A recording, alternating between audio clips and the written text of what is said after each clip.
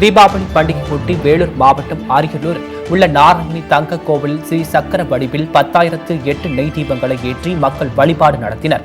அப்போது நாடு நலம் பெறவும், மக்கள் நோய் நொடியின்றி இருக்கவும், விவசாயம் செழிக்கவும், இயற்கை வளங்கள் மக்களுக்கு தொடர்ந்து தங்கு தடையின்றி கிடைக்கவும், கால்நடைகள் உள்ளிட்ட அனைத்து ஜீவராசிகளும் நலமுடன் வாழவும் வேண்டி சிறப்பு வழிபாடு நடைபெற்றது.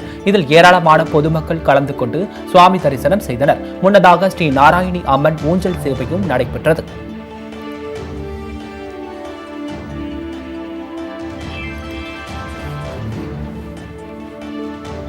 தீபாவளி பண்டிகையொட்டி கிருஷ்ணகிரியில் உள்ள அங்காளம்மன் கோவிலில் கோத்திர கௌரி விரத நோன்பு பூஜை நடைபெற்றது. கிருஷ்ணகிரி பழையப்பேட்டையில் உள்ள அருள்மிகு அங்காளம்மன் திருக்கோவிலில் அமைந்துள்ளது. இத்திருக்கோவிலில் தீபாவளி பண்டிகையொட்டி சுமங்கலி பெண்கள் மேற்கொள்ளும் கேதர கௌரி விரத நோன்பு பூஜை நடைபெற்றது. அப்போது அங்காளம்மன் சிறப்பு அலங்காரத்துடன் பக்தர்களுக்கு காட்சியளித்தார். இதில் கலந்து கொண்ட பெண்கள் தாங்கள் கொண்டு வந்த மண்பானைகளை அன்னையின் முன்பாக படைத்தனர். பின்னர் தாலி பாக்கியம் நிலைக்கவும், கணவர்களின் ஆயுள் அதிகரிக்கவும், வீடுகளில் மங்கள நிகழ்ச்சிகள் தொடரவும், கன்னி பெண்களுக்கு நல்ல வரன் கிடைக்கவும் பூஜைகள் செய்து வழிபட்டனர்.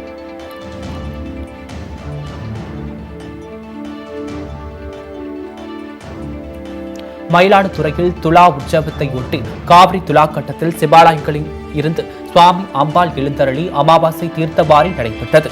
ஐப்பசி அமாவாசை ஒட்டி மாயூரநாதர் கோவிலில் இருந்து சுவாமி ரிஷப வாகனத்திலும், வதான்கேஸ்வரர் கோவில் இருந்து மேதன தட்சிணாமூர்த்தி வெள்ளி கைலாய வாகனத்திலும், கங்கை அம்மன் முதலை வாகனத்திலும் காவிரியின் இரு கரைகளிலும் எழுந்தருளினார்.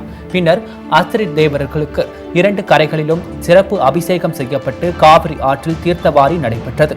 இதில் தருமபுரம் ஆதீனம் 27வது குருமகா சன்னிதானம் ஸ்ரீல ஸ்ரீ மாசிலாமணி தேசிக ஞான சம்பத பரசரிய சுவாமிகள் மற்றும் ஏராளமான பக்தர்கள் பங்கேற்று புனித நீராடி சுவாமி தரிசனம் செய்தனர்.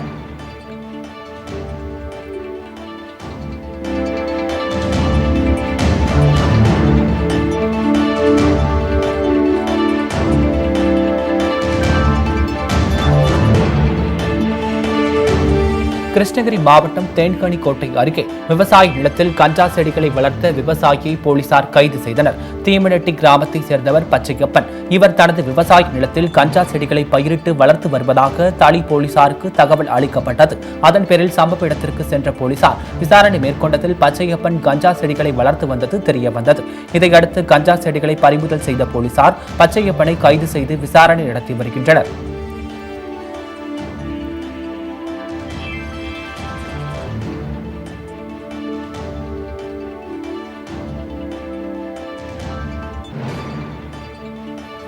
திருவள்ளூர் மாவட்டம் மீஞ்சூர் அருகே புதிய சாலை அமைத்து தர நடவடிக்கை எடுக்க வேண்டும் என்று கிராம மக்கள் கோரிக்கை விடுத்துள்ளனர். கடப்பாக்கம் பழமேற்காடு இடையில் தற்காலிகமாக சாலை அமைத்து கிராம மக்கள் பயன்படுத்தி வந்தனர். இந்த நிலையில் வடகிழக்கு பருவமழை காரணமாக சாலை சேதமடைந்து இருசக்கர வாகனம் மட்டுமே செல்லக்கூடிய அளவிற்கு பாதை சுருங்கி இருப்பதாக அப்பகுதி மக்கள் தெரிவித்தனர். இதனால் எந்த நேரமும் விபத்து ஏற்படும் அபாயம் உள்ளதாகவும் கூறினர்.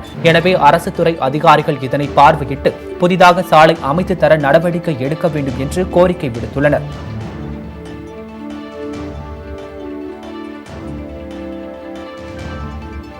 மயிலாடுதுறை அருகே 4 அம்ச கோரிக்கைகளை வலியுறுத்தி தொழிலாளர்கள் காத்திருப்பு போராட்டத்தில் ஈடுபட்டனர். மயிலாடுதுறை தாலுகா தலைஞாயிறு பகுதியில் NPKRR கூட்டுறவு சர்க்கரை ஆலையில் கடந்த 2017ஆம் ஆண்டு அறவை நிறுத்தப்பட்டது. இதனால் சர்க்கரை ஆலையில் பணியாற்றிய 100க்கும் மேற்பட்ட தொழிலாளர்களுக்கு 27 மாதங்களாக ஊதியம் வழங்கப்படவில்லை என்று கூறப்படுகிறது. இந்த நிலையில் நிலுவை ஊதியத்தை வழங்க வேண்டும், ஆலையை மீண்டும் திறக்க வேண்டும், ஓய்வு பெற்ற ஊழியர்களின் அனைத்து பண பயன்களையும் உடனடியாக வழங்க வேண்டும் உள்ளிட்ட 4 அம்ச கோரிக்கைகளை வலியுறுத்தி தொழிலாளர்கள் 11வது நாளாக போராட்டத்தில் ஈடுபட்டுள்ளனர்.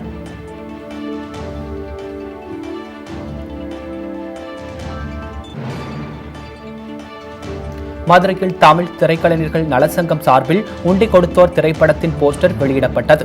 இச்சங்கத்தின் துணை செயலாளர் முருகன் போஸ்டரை வெளியிட அதனை முன்னாள் ஓய்வு அதிகாரி சுந்தரராஜன் பெற்றுக்கொண்டார். இந்த நிகழ்ச்சியில் உண்டி கொடுத்தோர் படத்திற்கான பூஜையும் சிறப்பாக நடைபெற்றது. மேலும் அச்சங்கத்தின் தலைவர் சுப்புராஜ் என்பவரின் தயாரிப்பு மேற்பார்வையில் துணைத் தலைவர் செல்வராஜ் மற்றும் துணை செயலாளர் முருகன் ஆகியோர் மேற்பார்வையில் பட தயாரிப்பு நடைபெற்று வருவதாக தெரிவிக்கப்பட்டுள்ளது.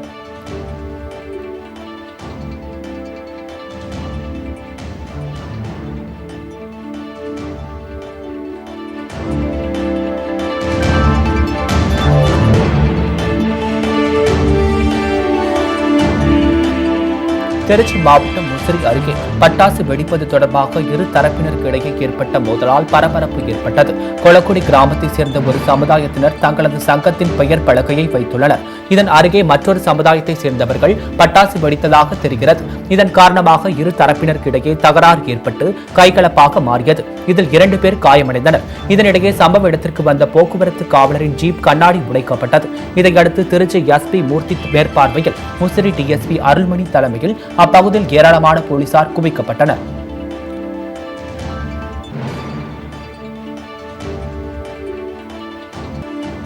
திருவள்ளூர் மாவட்டம் கடல் போல் காட்சியளிக்கும் பூண்டி சத்தியமூர்த்தி நீர்த்தேக்கத்தினை ஏராளமான சுற்றுலா பயணிகள் பார்த்து ரசித்தனர். தமிழகத்தில் கடந்த சில நாட்களாக பெய்த கனமழையின் காரணமாக பல்வேறு அணைகள் நீர்வரத்து அதிகரித்து வெள்ளப்பெருக்கு ஏற்பட்டுள்ளது. அந்த வகையில் திருவள்ளூர் பூண்டி சத்தியமூர்த்தி நீர்த்தேக்கம் 90% நிரம்பி கடல் போல் காட்சியளிக்கிறது.